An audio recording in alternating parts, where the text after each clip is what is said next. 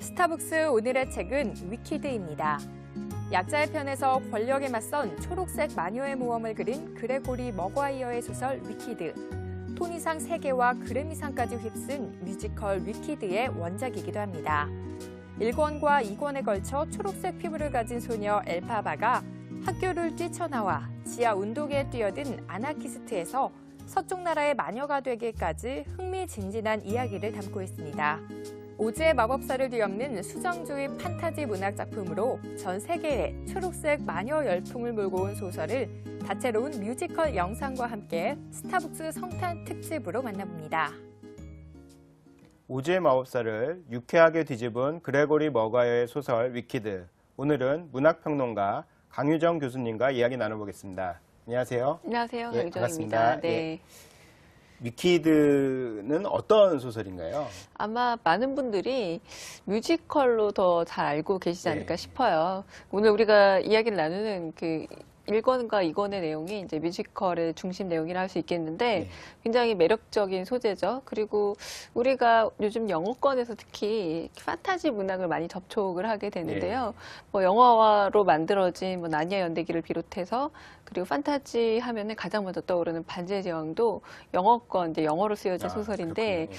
뭐 최근에 뭐 헝거 게임이라던가 뭐 최근에 이런 작품들이 많이 있지만 그 계열 중에 하나가 바로 이 위키드라고 보시면 되겠고요. 하지만 많은 어떤 그런 그 판타지 소설들이 어떤 소녀의 성장담을 그리지만 한편으로는 제도에 편입되는 얘기들이 많거든요. 근데 이 위키드에 등장하는 이 초록색 피부의 소녀만큼은 제도에 편입되는 게 아니라 나 나름대로 어떤 제도를 만들어 간다고도 할 수 있을 좀 독특한 매력을 지닌 어떤 여성 캐릭터이기도 한데 어쨌든 뮤지컬로도 많이 알려진 작품이기도 합니다. 아, 그렇군요. 제가 궁금한 게 이게 영화로도 만들어졌을 수 있을 것 같은데 뮤지컬로 먼저 이렇게 채택이 된 이유가 있을까요, 위키드가? 이게 오즈의 마법사라는 작품을 좀 다시 말하자면 이렇게 패러디했다고도 할 수 있죠. 예. 이 패러디의 원칙이라고 얘기를 하자면 그대로 갖다 쓴다기보다 그 의미를 조금은 뒤집고 그리고 꼬아서 새로운 어떤 것들을 만들어내는데요. 첫 번째 오즈의 마법사 우리가 영화로 알려져 있지만 그렇죠. 사실은 뮤지컬이 원작이잖아요. 그러니까 야, 뮤지컬이 먼저 알려진 다음에 영화가 됐는데 예. 그런 점에서 먼저 뮤지컬이라는 장르가 좀 더 태생적으로 가깝지 않나라는 생각도 들고요. 아, 두 번째는 이 위키드 같은 경우에는 특히 그 주인공과 그 글린다로 말하는 이 두 배역의 예. 갈등을 집중적으로 얘기를 다루고 있어요.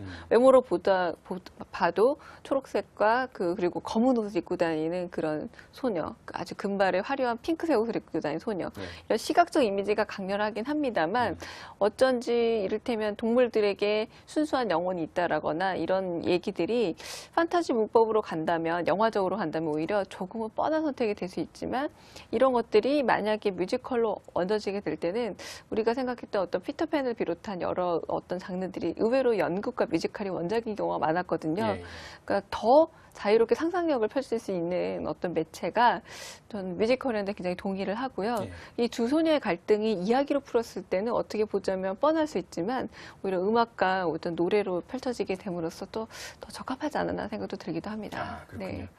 이 저자가 이미 10대 때 이 오즈의 마법사에 관련된 이야기를 한 100여 편 썼다라고 하는데요. 이 그레고리 머과이어 이 저자는 어떤 사람인가요?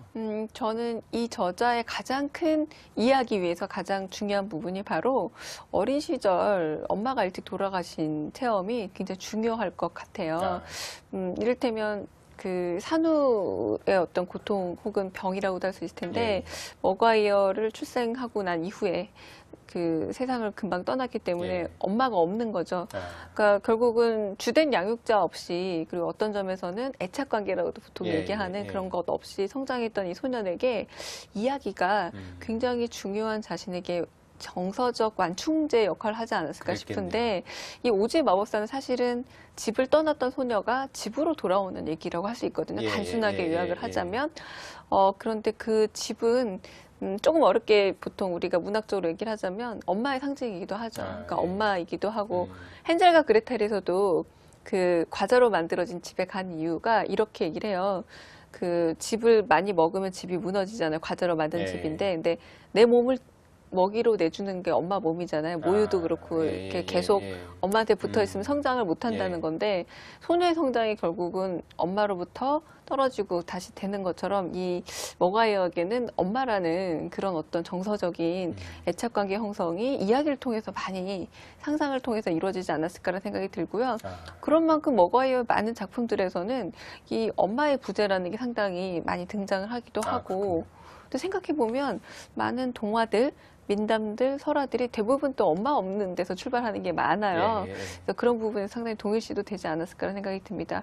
현재는 굉장히 성공한 작가가 돼서 이 위키드만 하더라도 뭐 3천만 부 이상 팔렸다고 하고 각각 그 지역에 그러니까 뭐 아시아에도 그렇고 유럽에도 그렇고 두꺼운 팬층을 그렇게 거느린 작가라고 하고요. 얼마 전에 그 개봉했었던 영화 거울아 거울아 미러 미러라는 영화 있었는데요. 그 영화의 원작을 쓰기도 했고 신데렐라 언니 같은 그러니까 동화를 조금은 색다른 관점에서 뒤집는 작품들을 꾸준히 쓰고 있는 작가입니다. 특이하네요. 동화를 소재로 그거를 틀어가지고 쓴다는 게 그런 시도가 우리나라나 미국에 좀 흔하게 있는 케이스들인가요?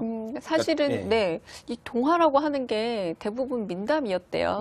그리고 떠돌아다니는 얘기들 우리가 뭐 곶감이 무서워서 호랑이가 도망가는 얘기들처럼 근데 그걸 사실은 정리하기 시작한 게 그 푸른 수염을 쓴 작가, 이제 샤를 페로라는 프랑스 작가인데요. 그 사람이 민담을 정리를 하기 시작했답니다. 그래서 샤를 페로 동화집이라고 처음 책을 내놨다고 하는데요. 그러니까 지금 이 작가가 뒤집었던 많은 이야기들도 원작자가 있긴 합니다만 정확한 원작자는 아닌 거죠. 이미 다 이렇게 정서적으로 공유가 되고 있던 얘기들인데 그런 점에서 아까 말씀드렸던 것처럼 좀 자신의 출생 환경하고도 연결이 된다고 할 수 있고 그런데 실제로 엄마, 아버지가 생존해 계신다고 해도 아이들이 어느 순간은 분리를 해야 되잖아요. 그런 점에서 동화가 되게 적합한 매체가 되는데 오즈의 마법사도 그렇고 이 위키드도 그렇고요. 그렇게 성장기의 어떤 청소년 독자가 만약에 읽는다면은 성장이라는 게 결국 나만의 세계를 만들어 가야 되는 거고 1차적으로는 엄마로부터 멀어지기, 2차적으로도 집으로 멀어지기, 3차는 내 친구와 똑같은 게 아니라 다른 생각으로 멀어질 수 있다는 걸 인정하기로 이루어지는 게 성장이라고 한다면 그런 걸 잘 보여주는 게 바로 이 그 위키드라고 할 수 있겠고 각각 나라마다 또 성장담은 조금씩 다르기는 합니다. 그렇군요. 그 교수님 이야기를 듣다 보니까 굉장히 작가들이 자신의 그 어린 시절 경험들이 작품에 많이 투영되는구나라는 생각이 드는데요. 대부분 작가들이 그런가요? 자기의 삶 중에 특히 어린 시절의 그런 삶들이 작품에 많이 드러나게 되나요? 그 시리 셀던 같은 작가는 이런 말을 했어요. 가족이 있으면 누구나 소설을 쓸 수 있다. 그러니까 이 가족이라는 꼭 훌륭한 가족이 아니라 그러니까 어떻게든 자기한테 상처를 준다라는 얘기겠죠. 그 거꾸로 얘기하자면 상처가 있는 모든 자는 소설을 쓸 수 있는데 가족만 있든 없든 가족이란 것 자체가 상처 덩어리라는 뜻이 될 것 같고 톨스토이의 그 안나 카레리나는 정말 유명한 구절로 시작되는데요. 뭘로 시작되냐면 모든 행복한 가정은 유사한 이유로 행복하지만 불행한 가정은 가지각각의 이유로 불행하다라고 얘기를 해요. 돈 때문이든 아버지의 바람기 때문이든 아니면 폭력 때문이든 다양해지잖아요. 그러니까 아마도 많은 작가들이 자신의 어린 시절 성장에 대해서 얘기하고 싶은 게 글쓰기의 시작이었다고들 얘기를 하죠. 그리고 어떤 작가는 그걸 마지막까지 숨기는 작가도 있긴 합니다. 결코 드러내지 않고 다른 방식으로 표현을 하려는 작가도 있지만 특히 어떤 작가들은 그걸 굉장히 고스란히 드러내서 그 작품의 원동력을 삼는 작가들이 많이 있는데요. 지금 우리가 보는 그 머가이어 같은 경우는 자신의 어떤 결핍과 그런 것들을 원동력 삼아서 오히려 소설을 만들어가는 작가라고 할 수 있겠는데 또 그건 좀 재밌는 것 같아요. 오히려 현실적인 곤핍이 강할수록 작가들에게 판타지나 상상에 대한 열망이 더 강해진다라는 게 좀 많은 또 그 판타지 소설가들이 갖고 있는 공통점이라고도 할 수 있을 것 같습니다. 그런가요? 네. 근데 교수님이랑 이야기하다 보니까 굉장히 많은, 그러니까 뭐 위키드와 좀 다른 이야기긴 한데 굉장히 많은 문학 작품 이야기가 이렇게 자연스럽게 계속 나오시는데요. 문학 작품을 얼마나 읽으시면 이렇게 교수님처럼 이야기를 하실 수 있는지 갑자기 궁금해서. 그 저도 한 중고등학교 시절에 예. 이렇게 벽장에 꽂혀 있는 세계문학 전집을 무조건 예. 빼서 읽었던 시절이 있었는데요. 특히 제가 이제 30이 넘어서부터는 예. 세계문학 전집을 다시 읽기 시작하는데 아주 그러니까 정말 논문 쓰듯 열심히 하루에 꼬박꼬박 읽는 편입니다. 그렇게 하다 보면 의외로 사람이 책을 읽는 속도가 빨라서 예. 일주일에 한 권 정도는 한 작품 내지 한 한 권은 작품을. 꼭 예. 읽게 되는 거죠. 그러니까 제가 가장 최근에 다시 읽은 책이 그 안나 까레리나 세 권을 예. 다시 읽게 되기도 했는데요. 그렇게 되면 서로 연결이 되는 것 같아요. 가령 영국에서 작품들, 뭐, 제인 오스틴이라던가 아니면 토마스 하디 같은 예. 작가들과 프랑스 작가들, 뭐, 모파상이나 아니면은 뭐, 고리 영감을 쓴 에밀 졸라 같은 예. 작가가 어떻게 다른지, 그리고 톨스토이가 왜 19세기 가장 위대한 작가가 됐는지가 예. 조금 피부로 와닿게 되는 체험들을 하게 되는 것 같아요. 그래요? 네네. 그렇군요. 네. 그 이야기도 오늘 이야기 나누면서 네. 예, 계속 나눠보도록 하고요.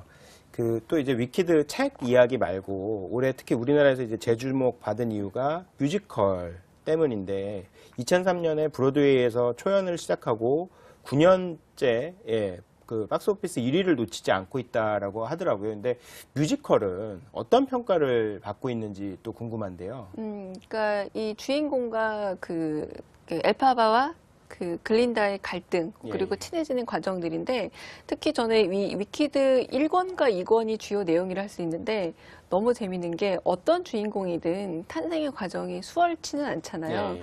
대개의 모든 영웅담이 그렇듯이 예. 그래서 이 엘파바 같은 경우에도 탄생이 너무나 재미있습니다. 특히 엄마가 아주 자유분방하고 천방지축인 엄마라고 할 수 있을 텐데 예. 그 엄마의 어떤 실수처럼 이 아이의 탄생 얘기가 되죠. 그런데 그래서 그 약간 소설하고 내용은 조금 다른 부분이 있어요. 가령 그 주변에서 초록색 외모 때문에 약간의 소외나 따돌림 때문에 마녀란 이름을 부여받은 것처럼 그 소설에서 묘사가 되지만 훨씬 더 뮤지컬에서 좀 더 극적으로 자신이 마녀가 되는 이를테면 적극적으로 어떤 예, 것들을 예. 만들어가는 과정들이 조금 다르긴 합니다만 이 두 친구 글린다라는 전형적인 공주 친구와 가까워졌다가 결국 그녀와 멀어지게 되기까지의 얘기가 뮤지컬의 얘기인데요. 예. 그 부분들이 굉장히 드라마틱한 어떤 음악들로 묘사가 되기도 하고 어떤 점에서 그런 것도 있는 것 같아요. 워낙에 상상 속의 얘기들에 가깝다 보니까 상상을 하면서 읽을 때 굉장히 많이 소모되는 어떤 정신의 에너지를 음악과 함께 되게 즐겁게 소비할 수 있다는 점도 좀 장점이 되지 않나라는 생각이 들고 지금까지 우리가 최근에 가장 그 인기가 많았던 우리나라에서도 뮤지컬 레이블 중 하나가 뭐 맘마미아처럼 예. 오히려 굉장히 리얼한 소재였잖아요. 예. 이거는 좀 환상 쪽이 완전히 극한으로 가서 동화와 그리고 요정담들 하지만 반지의 제왕처럼 강렬한 어떤 전투신이나 혹은 인간의 욕망이라기보다는 조금 더 좀 작고 그리고 좀 소중한 이야기들을 다루고 있다는 게 많은 분들에게 좀 다른 판타지로 받아들여지지 않았을까라는 생각이 듭니다. 그렇군요. 지금 뮤지컬에 대한 이야기가 나왔으니까 뮤지컬 위키드의 한 장면을 보고 올 텐데요. 주인공 엘파바에게 마법적인 능력이 있다는 것을 깨닫게 되는 그 장면을 한번 보고 오도록 하겠습니다. In sorcery. Not really. I shall tutor you privately and take no other students. What? Many years I have waited for a gift like yours to appear. Why, I predict the wizard might make you his magic grand vizier. The wizard? My dear, I'll write at once to the wizard. Tell him of you in advance. With a talent like yours, dear, there is a definite chance. If you work as you should, you'll be making good. Madam Wonderful? Not now, dear. No shoe. Something's wrong. I didn't get my way. I think I need to lie down. Did that really just happen? Have I actually understood this weird quirk I've tried to suppress or hide? Is it talent that could help me beat the wizard?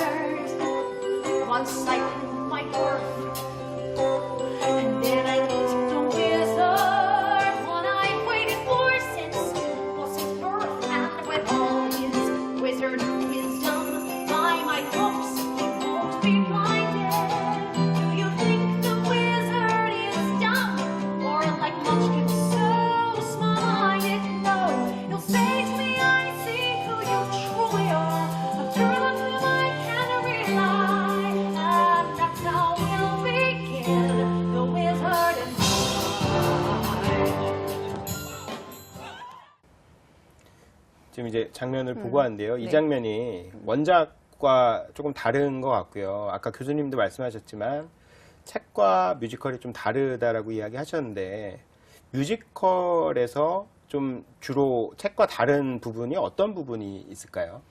그러니까 아마 그 점일 것 같아요. 가장 예. 큰 점은 말하자면 이런 겁니다. 어떤 엘파바라는 이를테면 우린 점점 그녀가 영웅이 돼가는 걸 보게 될 텐데, 그러니까 그 영웅은 만들어지는가 아니면 스스로 태어나는가에 대한 문제일 예. 것 같아요. 그런데 아무래도 그 뮤지컬은 정해진 시간 안에 그 드라마틱한 기승전결을 보여주기 예. 때문에 아마 고난의 과정을 통해서 만들어지는 것. 근데 만들어진단 말은 상당히 사실은 상징적이고 예. 되게 복잡한 얘기거든요. 가령 그녀의 엄마의 전적인 어떤 책임이라고 하기도 어렵고 결국은 이 엘파바가 된 이유는 그녀를 처음 태어났을 때부터 너무 무서우니까 이빨을 뭐 뽑아버리자, 어떻게 초록색이야라고 손도 대지 않던 주변 사람들의 어떤 그 두려움부터 주변 사람들의 어떤 소문들 이런 것들이 하나 둘씩 이 소녀의 성격을 형성해 가는데 비해서 그걸 다 보여주기는 어떤 점에서 그 뮤지컬에서는 좀 더 그 격정적 계기가 더 그건 저는 매체의 좀의 차별성이라고 보고요. 만약에 거기서 너무나 진지하게 이 과정들을 소설처럼 보여줬다면 햄릿 같은 연극처럼 그럴 되게 수도 진지한 있겠네요. 장르로 예. 접근할 수 있었지만 또 뮤지컬이라는 장르상의 어떤 특성하고 좀 거리가 멀 수 있겠다는 생각은 들어요. 네. 그렇군요. 그 뮤지컬이 지금 책이 그 우리나라에서 이제 5권까지 나왔고 이제 6권이 곧 나온다고 하고 뮤지컬은 1, 2권을 그 소재로 다루고 있는데요. 그 원래 저자가 이야기를 그럼 2권에서 마무리를 지을 생각이었었나요? 아니면 원래부터 이렇게 길게 그 계획을 하고 나온 책인가요? 사실은 거의 2권이 처음 생각의 그 마무리라고 보셔도 될 것 예, 같습니다. 그러니까 이를테면 주변에서 따돌림도 받고 그리고 어떤 점에서는 그 두려움의 대상이자 또 존경의 대상이 되기도 하는 특이한 존재, 희한한 존재죠. 근데 이게 미국 소설이기도 하니까요. 특히 유색인이라는 이 설정 자체가 상당히 좀 우리에게 암시하는 바가 있습니다. 그러니까 우리에게도 여러 낙인들이 있잖아요. 가령 어떤 집안에서 태어났다 혹은 신체적으로 병을 지니고 태어났다 혹은 뭐 아니면은 뭐 이렇게 너무 가난하다 아니면 너무 부자다 뭐 여러 가지 혹은 부모님이 뭐 이혼했다 여러 가지 낙인들이 있을 수 있는데요. 그런 낙인들의 문제에 대해서 특히 그러니까 소수자의 문제에 대해서 결국 그녀가 어떻게 얘기가 되는가를 우리가 전공법으로 말하는 사실은 영화나 소설은 많았습니다. 근데 제 생각은 늘 이게 되게 중요한 생각이라고 하는 것 중에 하나가 뭐냐면 세상에 새로운 얘기는 없는 것 같아요.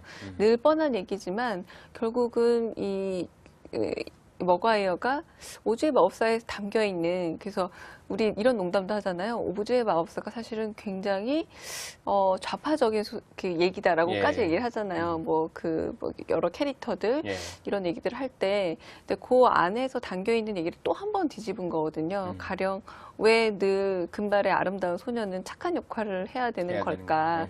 그리고 외모가 나쁜 사람은 당연히 마녀라 불리고 그 마녀는 결국은 그렇게 없애야만 되는 걸까라는 질문을 던졌고 그에 대한 해답을 사실 1, 2권 안에 해주고 있는 건 사실입니다. 그러니까 우리가 어떤 인물은 태어나는 게 아니라 만들어지는 거고 그 핑계에 불과하다라는 걸 잘 보여주고 있기 때문에 완성되긴 했지만 3, 4부 이후에 결국은 23살에 이를테면 지하의 어떤 혁명군의 그 리더가 된 이 엘파바가 어떻게 활동을 보여주고 어떤 새로운 삶을 만들어 가는지를 3권부터는 굉장히 정말 서사적으로 화려하게 보여주고 있기 때문에 아마 이런 것 같아요. 소설은 특히 장편 소설은 되게 매혹적인 캐릭터를 만들어내느냐 못 만들어내느냐가 작가의 성공이라 할 수 있을 텐데 이 머과이어가 성공을 한 거죠.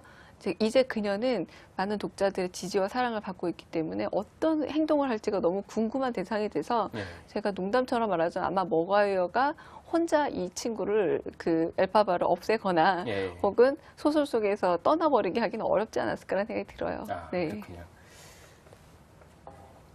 그 이제 위키드 1권의 부제를 보면 엘파바와 글린다라고 이렇게 돼 있는데요. 그 뮤지컬에서도 이제 두 사람의 관계가 계속해서 부각이 되고요. 둘은 어떤 관계였나요? 처음에 이제 엘파바가 학교에 보내게 되는 장면도 저는 굉장히 재밌었어요. 예. 저는 이 소설이 가지고 있는 힘이 바로 그런 거라고 생각하는데, 첫 번째는 엄마가 끊임없이 바람을 피우거든요. 아빠가 굉장히 고지식하고 예. 재미가 없고, 한편으로는 그 아내가 불륜을 저지른 것조차 모르는 남자로 등장합니다. 예, 예. 그러니까 그 캐릭터는 제가 요즘 책을 많이 읽는다고 했잖아요.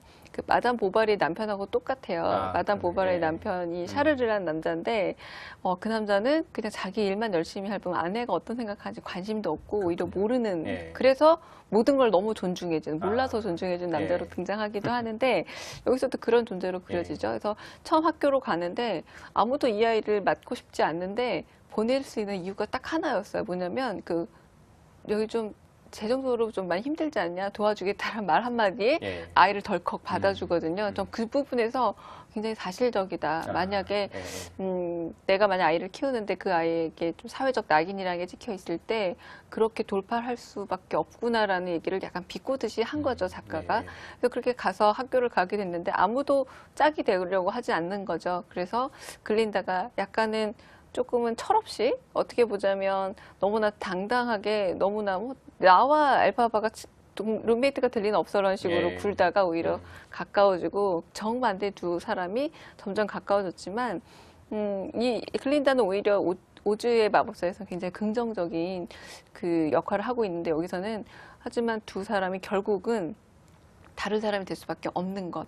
결국은 그 초록색을 가진 많은 짐승과, 그리고 우리가 좀 동물이라 여기서 완전 영혼이 없다 생각하는 그런 많은 네. 것들에 영혼이 있다고 생각하는 사람과 없다고 생각하는 사람은 구분이 되는 거고, 결국은 엘파바는 영혼이라기보단 결국 다른 쪽의 세계에 있을 수밖에 없다라는 걸 1권에서는 주로 보여주고 있습니다. 그렇군요. 이쯤에서 이제 뮤지컬 또 한 장면 감상하겠는데요. 엘파바와 글린다가 CG 학교에서 같은 방을 쓰면서 생긴 에피소드고요. 책에는 없는 내용인데 글린다가 엘파바를 인기 있는 사람으로 변신시켜주는 경쾌하고 유쾌한 내용입니다. 한번 보시죠. No, it's the toughest case I've yet to face. Don't worry, I'm determined to succeed. Follow my lead, and yes, indeed, you will be popular. You're gonna be popular. I'll teach you the proper ploys when you talk to boys. Little ways to flirt and flounce. Woo! I'll show you what shoes to wear, how to fix your hair. Everything that really counts to be popular. I'll help you be popular. You'll hang with the right cohorts. You'll be good at sports. No slang you've got to know. So let's start, 'cause you've got an awfully long way to go. Don't be offended by my frank analysis. You can be this personality dialysis. Now that I've chosen to become a palaces, and advisor, there's nobody wiser. Not when it comes to popular. I know about popular. And an assist for me to be who you be, instead of really who you were. Well, there's nothing that can stop you from becoming popular. Lord. La, la, la, la. We're gonna make you popular. When I see depressing creatures with unprepossessing features, I remind them on their own we have to think of celebrated heads of state or especially great communicators. Did they have brains or not? Don't make me laugh. They're popular. 나중에 엘파바와 글린다가 이제 다른 길을 걷게 되지만 이제 실제로 이렇게 가까웠던 시절도 있었고요. 사실 책 표지나 아니면 내용을 통해서 보면 그 엘파바의 피부가 초록색이라는 게 굉장히 인상적인데요. 이 피부 색깔이 초록색이라는 게 이야기를 끌어가는데 굉장히 중요한 요소겠죠. 어떻게 생각하시나요? 우리가 이제 피부색이라는 건 사실은 특히 동양 사람한테는 별 의식이 없는 것 예, 같아요. 예. 또 워낙에 대부분 우리가 또 단일 민족이고 예, 피부색이 유사하다 보니까 예. 더 그럴 텐데, 이 슈렉이라는 애니메이션, 사실은 그것도 원래 동화가 원작이잖아요. 예. 이 동화 원작도 보면은 초록색 피부가 바로 그 괴물의 첫 번째 조건으로 묘사가 되지 않아요. 슈렉은 초록색, 그리고 늪에서 산다라는 것들. 그러니까 이 초록색이라는 건 일단은 인간이 가질 수 없는, 그리고 제가 종종 이 위키드라는 책 제목을 위저드랑 자꾸 헷갈리는데 아마 도마뱀이란 거랑 연결을 많이 했던 모양이에요. 그러니까 도마뱀, 그러니까 약간 파충류의 색깔 같은, 우리가 농담처럼 말하자면 예전에 그 남양 특집을 했던 드라마에서도 보면은 약간 초록색 피부와 초록색 피를 가진 존재는 굉장히 공포스러운 존재로 많이 묘사가 됐던 것 같아요. 그래서 아마 보자마자 혐오감이 들도록 하는 것이라는 의미에서 작가가 선택을 하지 않았을까라는 생각이 들고, 그러니까 처음에 이 아이를 받은 산파들이 어떤 얘기를 하냐면 분명히 낯익은 색인데 너무나 무섭고 공포스럽다는 얘기를 하게 되거든요. 그러니까 아마 자연의 색이 초록색이기 때문에 너무나 낯익지만 아마 우리가 식물이긴 하지만 동물이 아닌 색깔을 사람이 가지고 있을 때 주는 원본적인 공포가 있는 것 같고, 오히려 그래서 이 엘파바 같은 경우에는 초록색 그런 많은 동물들 그리고 식물들과 자신을 동일시하게 되는 또 이유가 되기도 합니다. 사실은 그 슈렉이 워낙 재밌고 귀엽다? 하여튼 어떻게 표현해야 될지 모르겠는데 그런 캐릭터라서 초록색이 그냥 자연스럽게 보였는데 사람들한테 그런 거부감을 주는, 그러니까 괴물의 설정으로 그 영미권에서 자주 쓰이는 그런 컬러인가요? 헐크도 초록색으로 바뀌죠.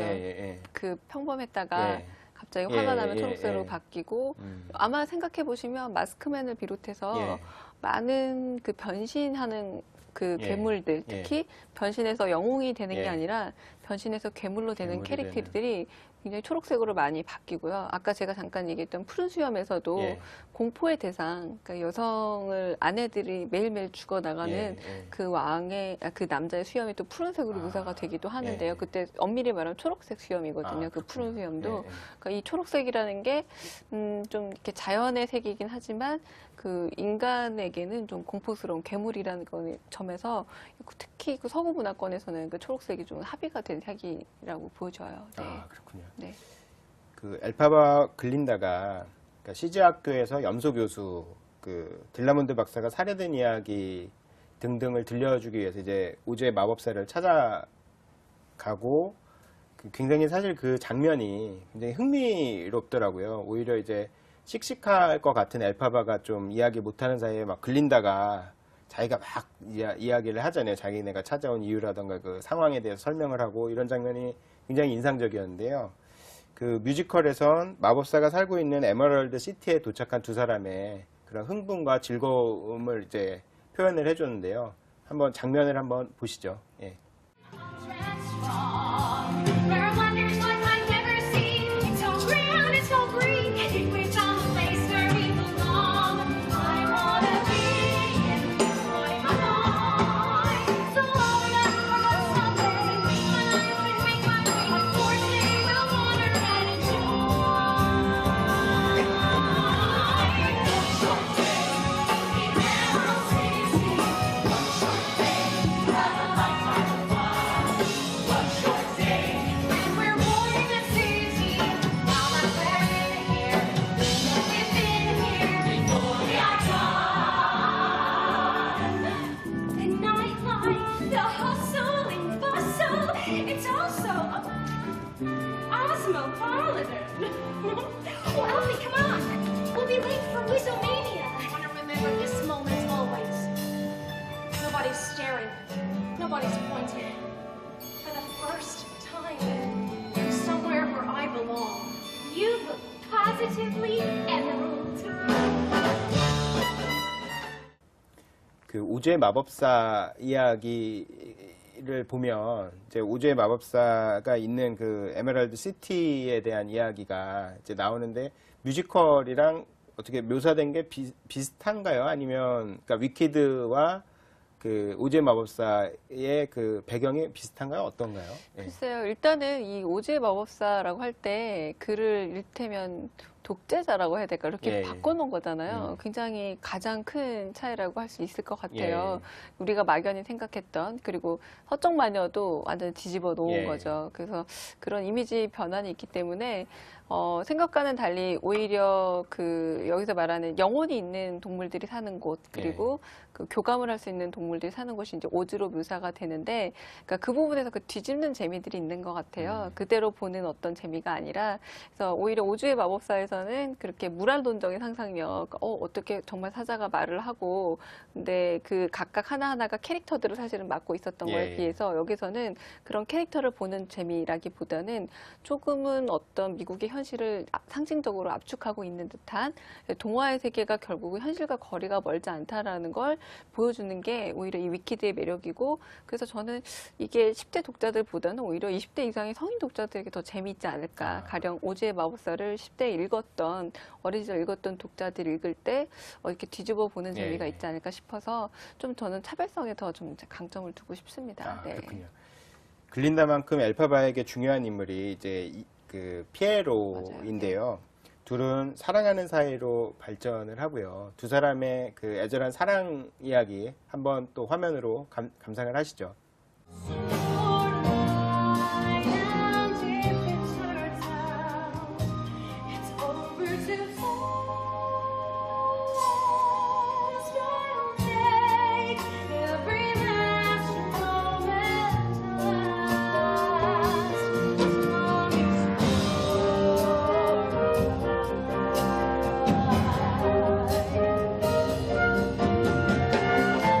Maybe I'm brainless, maybe I'm wise. You've got me seeing through different times.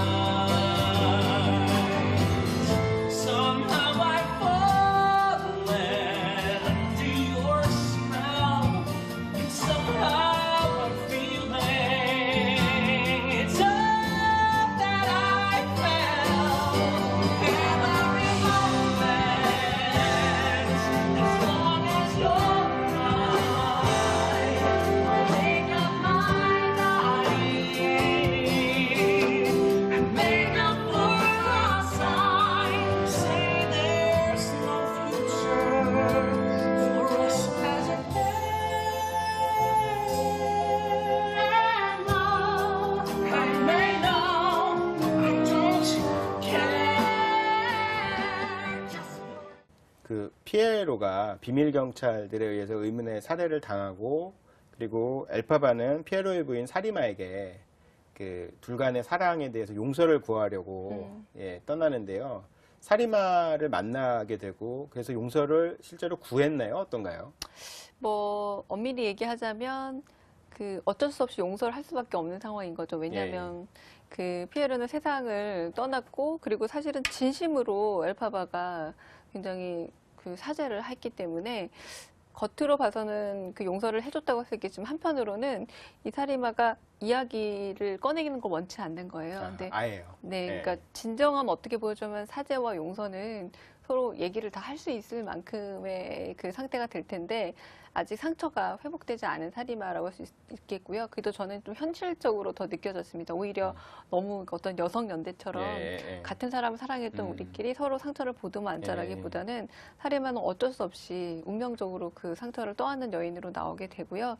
그리고 이 소설에서도 둘이 처음에 사랑에 빠질 때 보면은 아주 정말 우리가 판타지 소설이면은 트와일라이트처럼 보자마자 사랑에 빠져야 될 것 같지만, 오히려 소설에서는 굉장히 처음에 이 엘파바가 자신이 약간은 위험한 일을 하고 있기 때문에 피에로가 다가오는 걸 첫 번째는 두려워하고, 왜냐하면 비밀 경찰일 수도 있으니까, 두 번째는 그가 나의 운명, 그러니까 이렇게 두려워하는 걸 같이 하게 될 것에 대해서 또 좀 공포심을 느껴서 약간 멀리하는 장면들이 묘사가 되는데, 그 부분에선 상당히 좀 어른스러운 묘사라고도 할 수 있겠고, 그래서 그런 마음을 거쳐서 사랑하게 된 피에로이기 때문에 아마도 이 나중에 사리마에게 너무나 그 죄송한 마음, 미안한 마음은 꼭 너의 남편을 사랑했다라기보다는 결국 사랑한 사람을 위험에 처하게 할 수밖에 없었던 자신이 어떤 선택 때문에 그런 과정이 필요하지 않았을까라는 생각이 들기도 해요. 아, 그렇군요. 소설에서는 그 엘파바가 사리마의 집에서 빗자루를 처음 타는데 이제 성공을 하는데요. 뮤지컬에선 처음 엘파바가 날게 되는 장면이 어떻게 묘사되고 있는지 한번 화면을 한번 보실까요?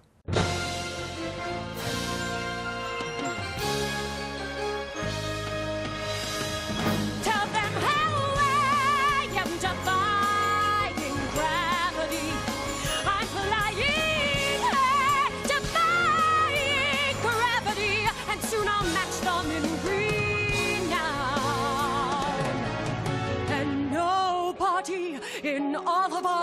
no wizard that there is or was is ever gonna bring me down.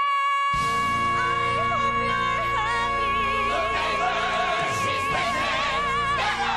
Bring no one knows the weekend, so we got to bring her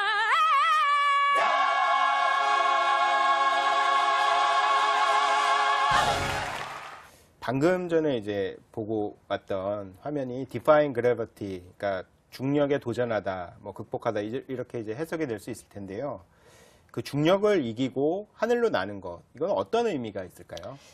아마 그 중력이라는 게 우리가 이 지상에 이렇게 발을 붙이고 살아갈 수 있는 이유이기도 하지만 또 우리를 또 한계를 묶어두는 거잖아요. 그러니까 아마 많은 인류가 날아다닌다는 상상을 했을 때에는 예.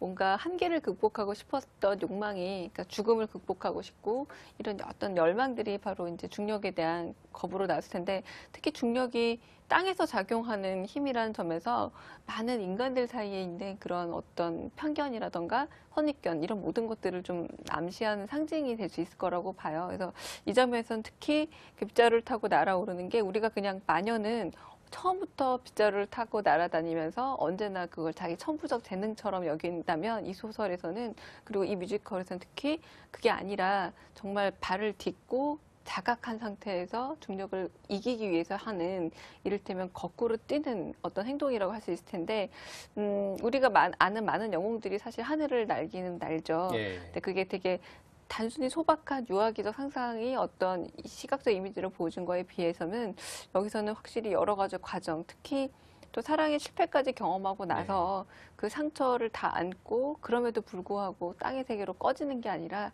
날아오르겠다라는 어떤 자신의 열망과 의지 같은 것들이 여기 많이 표현되었다고 보여집니다. 아, 그렇군요. 그 오즈의 마법사에서 마법사가 도로시를 만나고 그러니까 도로시가 이제 찾아간 거죠. 그러고서 도로시한테 서쪽 마녀를 없애면 너를 집으로 캔자스로 보내주겠다라고 이제 이야기를 하는데요.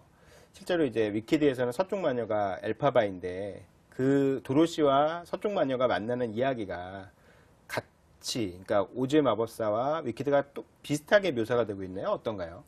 근데 좀 재밌는 거죠. 예. 그러니까 그걸 만약에 전혀 모르는 상태에서 도로시라는 순진한 소녀가 서쪽 마녀라고, 우리는 오즈의 그 마법사를 당연히 좋은 마법사고 예. 서쪽 마녀를 물리쳐야만 집에 돌아간다고 예. 생각했을 때는 생각도, 우리는 근데 참 어떤 서사를 보든 악인에 대해서는 별로 고려를 안 하는 것 같아요. 판단도 안 하고 누군가 악인이라고 말하는 순간 그의 역사라던가 원인을 생각하지 않고 악인으로 낙인을 찍잖아요. 근데 여기서는 우리가 이미 이 소설의 주인공은 서쪽 마녀잖아요. 예. 이 뮤지컬의 주인공도.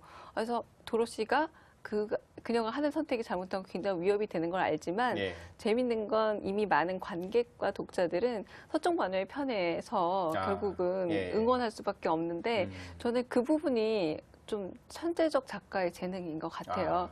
그 부분에서 언제나, 그리고 우리가 나녀 연대기 같은 경우에도 서쪽 마녀라는 게 약간 그냥 상징처럼 쓰이거든요. 예. 나쁜 여자는 무조건 서쪽 마녀다라고 예. 상징적으로 쓰이는데, 그걸 뒤집는 순간 되게 유쾌한 이야기들이 굉장히 이렇게 가지쳐서 나올 수 있다라고 보여주는데, 사실은 이 유럽 문화도 그렇고 영어권의 판타지 문학은 전통적으로 원래 있었던 문학 안에서 나오는 것 같아요. 그러니까 그 해리포터 역시도 켈트 신화라던가 혹은 거기서 내려오고 있는 반지의 제왕 같은 수많은 판타지가 없었으면 나오지 않았던 것처럼 결국은 이 오즈의 마법사가 있어서 나올 수 있다라는 거죠. 네. 그렇군요. 이제 소설 위키드의 결말은 이제 독자분들의 몫으로 남겨놔야 될 것 같고요. 뮤지컬에서는 아까 이제 교수님도 얘기하셨지만 짧은 시간에 기승전결을 표현해야 되기 때문에 그 엘파바와 글린다 두 사람의 그 갈등 구조와 경쟁 구조로 이제 이야기를 계속 진행을 하는데요. 두 사람의 경쟁이 어떻게 끝을 맺는지 화면을 한번 보실까요? I've been changed for the better. I do believe I have been changed for the better. And because I knew you, because I knew you, because I knew you,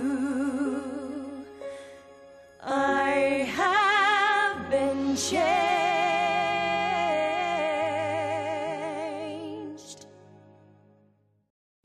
그 엔딩 장면을 지금 이제 보고 왔는데요. 끝으로 뮤지컬 위키드와 소설 위키드 교수님에 대한 평가가 궁금합니다. 좀 재밌는 것 중에 하나가 그 남자아이들의 성장은 I'm Your Father로 얘기되는 스타워즈 시리즈 있죠. 그런 예. 것처럼 결국은 강력한 아버지와의 싸움에서 결국 내 자리를 찾는 아들의 이야기가 많아요. 근데 이 여성 성장담에서 특히 친구와의 경쟁담, 그리고 가까워졌지만 멀어지는 얘기, 그리고 사랑을 통해서 새로운 어떤 힘을 얻어가는 얘기라는 점에서 좀 독특한 서사 방식이 아닐까 싶고, 독자분들도 그렇게 남자아이들이 성장하는 얘기랑 비교를 해보면 어떨까 싶어요. 남자아이의 성장할 땐 특히 동료 집단과의 경쟁은 의외로 잘 나오지 않거든요. 예. 그래서 특히 또 어떤 점에서 외모라든가 이런 경쟁 같은 것들도 굉장히 여성적 성장을 얘기하고 있는데 한번 좀 비교해서 보시면 재밌지 않을까 싶고요. 이걸 읽어보시면서 제가 아까 잠깐 말씀드렸던 샤를 페르 동화집이라던가 오즈의 마법사 같은 원작들을 한번 다시 읽어보시면 훨씬 좀 풍부한 관람이나 혹은 풍부한 독서가 되지 않을까라는 생각이 좀 듭니다. 네. 오늘 오즈의 마법사를 유쾌하게 빗은 위키드에 대한 이야기를 나눠봤는데요. 흥미롭고 유익한 시간이었습니다. 좋은 말씀 감사합니다. 네, 감사합니다.